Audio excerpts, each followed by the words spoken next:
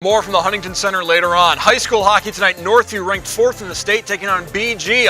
Logan Bergeron scores his second goal of the game, giving the Bobcats the 2-0 lead.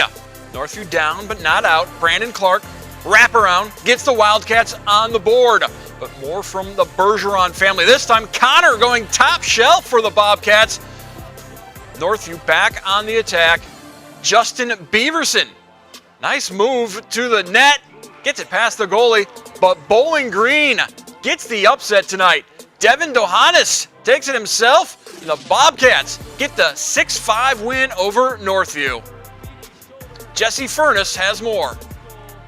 I'm here with Joel Gallahan, who's a junior goalie for this Bobcat team. What was the goal going into the game tonight for you guys facing this Northview team? You guys are low in the league right now, so what was the goal for you guys tonight? Just get pucks deep, pucks to the net, make some saves, win a hockey game.